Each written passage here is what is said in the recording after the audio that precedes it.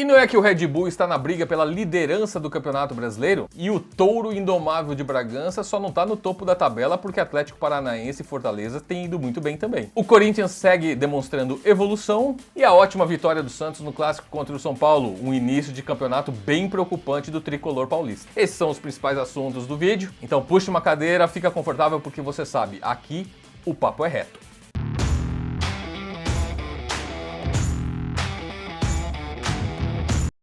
Muito bem, meus amigos, tradicionalmente eu abro o vídeo falando para vocês darem um like, se inscreverem no canal, mas na realidade não é bem assim que funciona, né? Então eu vou mudar a partir de agora.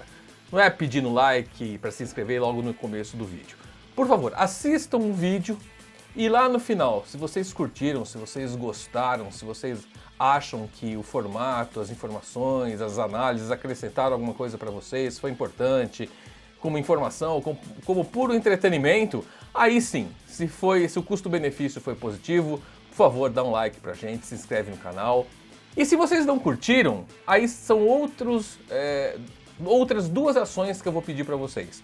Coloca lá que vocês não gostaram, põe um dislike e usa o espaço de comentário para explicar pra gente o que vocês não gostaram, o que vocês pensam do que foi tratado aqui e o que vocês gostariam de ver no Papo é Reto. Ok? Nos ajudem a fazer esse conteúdo, porque, como eu sempre digo, isso eu vou repetir sempre, tudo que a gente pensa e faz aqui é voltado para vocês. Então nada mais justo do que a gente ter essa relação, essa interlocução e vocês nos ajudarem a produzir esse material, ok? Então vamos pro vídeo. Pois é, muita gente ficou surpresa com a vitória do Red Bull Bragantino sobre o Flamengo lá no Maracanã por 3-2, duas viradas, né? O Red Bull saiu na frente, o Flamengo virou, o Red Bull virou em cima e venceu por 3-2 e algumas pessoas, de certa forma, estranharam, se surpreenderam com o resultado. De fato, não é normal o Flamengo perder em casa, no Maracanã. E aí não é questão de ser o Red Bull Bragantino, não é comum o Flamengo perder para nenhuma equipe neste momento, afinal o time rubro-negro está num patamar ali, como eles costumam dizer, e com toda razão, mais elevado do que a média do que as outras equipes. Mas pelo momento que vive o Flamengo, com muitos desfalques por causa de Copa América, por causa de Olimpíada, enfim, muita gente fora, é natural que o rendimento técnico caia um pouquinho.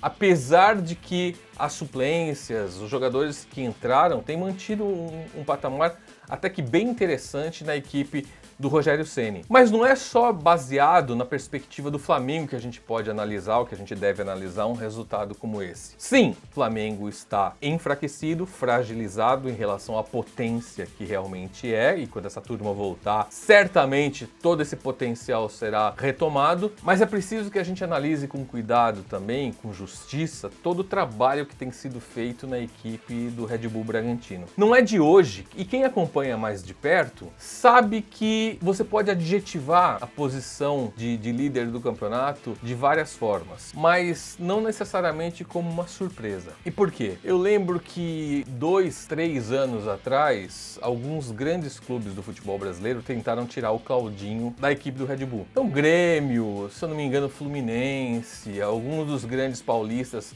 já sondaram bastante. E o que aconteceu? O Claudinho disse não para todo mundo. Isso sim, naquele momento, surpreendeu. Só que quando a gente começa a analisar, a estudar, a se informar em detalhes sobre o que tem sido feito na equipe do Red Bull, você percebe que eles dão ao atleta 90% do que um atleta gosta de ter. Então você tem bons salários, pagamento em dia, premiações, você tem a tal da meritocracia, você tem uma estrutura profissional e muito bem trabalhada, muito bem desenvolvida. Faltava se fixar num lugar, ter um campo próprio. A ida para Bragança acabou por solucionar esse problema. E além do que, você não tem parte do lado ruim, por exemplo, de um grande clube, que é a pressão, que é muitas vezes a torcida ao tentar ajudar, muitas vezes atrapalhando. E no Bragantino você não tem isso. Então, mesmo que a equipe tenha oscilações ou não jogue bem uma determinada partida, ou que um atacante perca um gol fácil, ou que o goleiro sofra um frango,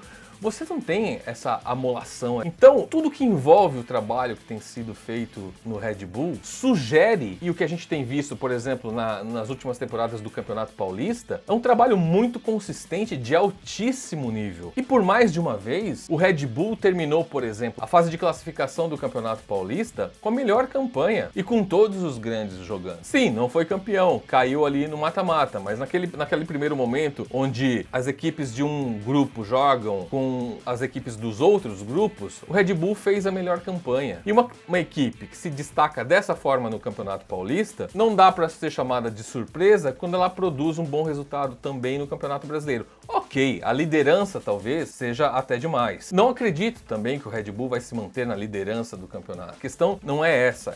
A liderança é circunstancial. Mas a qualidade do futebol, o fato de vencer as 3 partidas que disputou até aqui fora de casa, é uma condição básica para quem quer brigar pelas primeiras posições do campeonato. E até aqui, a equipe do Red Bull conseguiu isso. E aí a gente está falando de Corinthians, a gente está falando de vitória sobre Flamengo. Não é qualquer jogo. São jogos grandes. E jogou bem. Não conseguiu o resultado por acaso numa bola. Contra o Flamengo, como falamos, não só saiu na frente, como buscou a virada. Portanto, meus amigos, por mais que a gente tenda a analisar os resultados sempre do ponto de vista do nosso time, é necessário fazer esse adendo em relação à equipe do Red Bull. Se vai ser líder, não acredito que vai ser líder o tempo todo. Mas acredito sim que o Red Bull está ocupando um espaço, ou vai ocupar um espaço, que deveria ser do Corinthians. E qual é esse espaço? A briga pela Libertadores da América. E o Corinthians do Silvinho?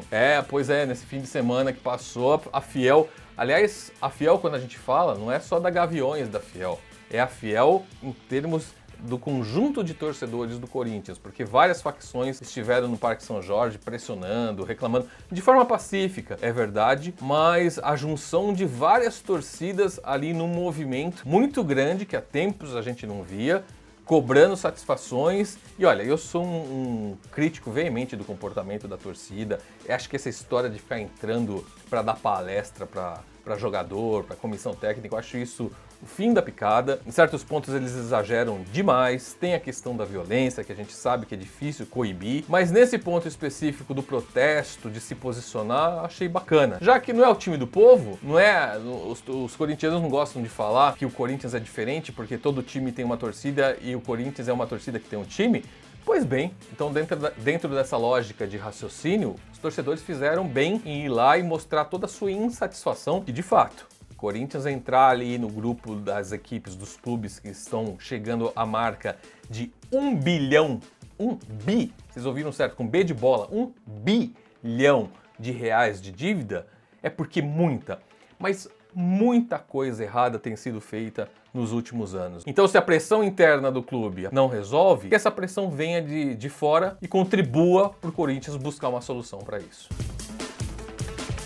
E dentro de campo, naquela proposta que a gente já comentou aqui várias vezes do Silvinho, já que você não tem tempo e condições e material humano para trabalhar do meio para frente, toque de bola, triangulações, chegada à frente, o Silvinho adotou o feijão com arroz, no meu modo de entender, de forma correta, e partiu para arrumar primeiro a parte defensiva. E foi isso que o Corinthians fez e tem feito muito bem. A gente percebe uma equipe mais consistente, que não sofre tanto, não corre tantos riscos ali atrás. É bem verdade, ainda oscila bastante, mas para ter essa sequência, essa regularidade, demora um pouco mesmo. Mas o Corinthians dá sinais de que vai se estruturando, vai se organizando, e a partir do momento que se arruma ali atrás e ganha confiança, aí sim é o momento mais adequado para você começar a soltar o time do meio para frente, liberar mais os alas para chegarem. Por enquanto você joga ali com 3 volantes, mas a gente já percebe que o Ramiro encosta mais lá na frente. O Mosquito não enfrentou o Bahia, mas o Gustavo, pelo lado direito do ataque, também produz de forma interessante. E a partir do momento que Fagner começar a sair um pouquinho mais para aquele setor,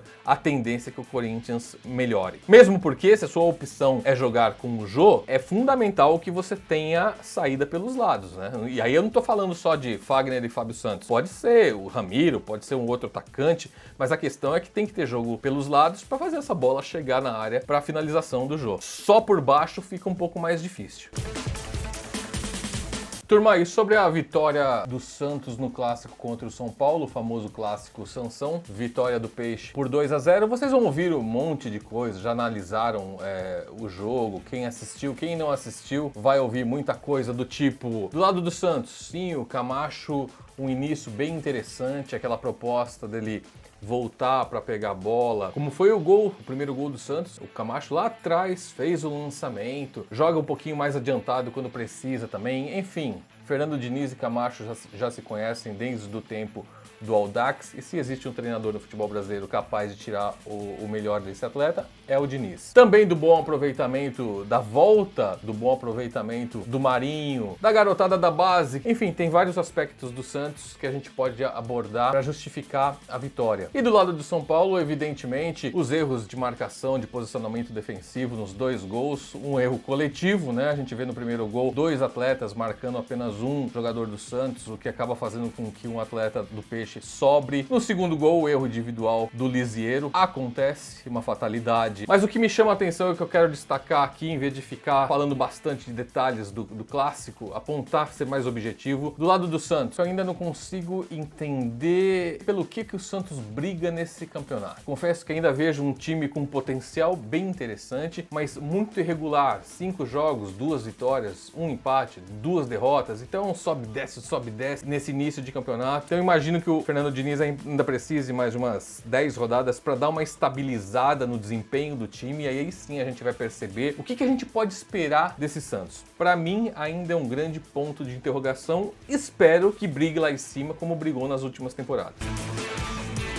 E do lado do São Paulo, muita gente vai reclamar do Lisieiro, muita gente vai reclamar do posicionamento defensivo do Crespo, mas o que mais assusta não é necessariamente o momento na zona de rebaixamento, apenas 2 pontos. Todo mundo sabe que o São Paulo tem um potencial muito maior do que a gente acompanhou nesse início de campeonato. Também não dá mais para ficar falando de ressaca de Campeonato Paulista, essa história toda. A questão é que o desempenho do São Paulo tem sido fraco, especialmente do meio para frente. A dificuldade do São Paulo em criar oportunidades e finalizar é flagrante. E aí sim, esse é o grande ponto que eu acho que deve ser trabalhado. Vários pontos devem ser trabalhados, mas com especial atenção. O São Paulo, mesmo perdendo por 2-0, mesmo com o goleiro John dos Santos machucado, o São Paulo tinha posse de bola, o que era natural para uma equipe que está atrás do marcador, ter mais posse de bola, até aí não é mérito nenhum, mas não consegue transformar isso em oportunidade, não consegue ameaçar o adversário, e não foi só na partida de ontem. O São Paulo, em 5 rodadas, vou até checar aqui para vocês, em 5 jogos disputados, o São Paulo marcou apenas 1 gol. Esse ponto que eu acho que é o mais importante num momento como esse. A gente sabe que o São Paulo vai melhorar, que vai reagir, mas mesmo no momento de baixa, você marcar apenas 1 gol em 5 partidas, evidencia exatamente isso que a gente está falando, da dificuldade de criar, da dificuldade de finalizar. E sem isso, é difícil imaginar uma reação do São Paulo. Então, se existe algo para ter prioridade no trabalho durante a semana, é a criação, é a finalização. Muito bem, pessoal, obrigado mais uma vez pela companhia de vocês. E aí sim, se vocês curtiram o conteúdo do vídeo, por favor, deixa um like pra gente, se inscreve aqui no canal, compartilha o vídeo com a família, com o grupo de WhatsApp, enfim, com todo mundo que vocês conhecem, que dividem com vocês esse gosto, esse amor pelo esporte, pelo futebol, jornalismo esportivo. Enfim, obrigado e até o próximo Papo Reto.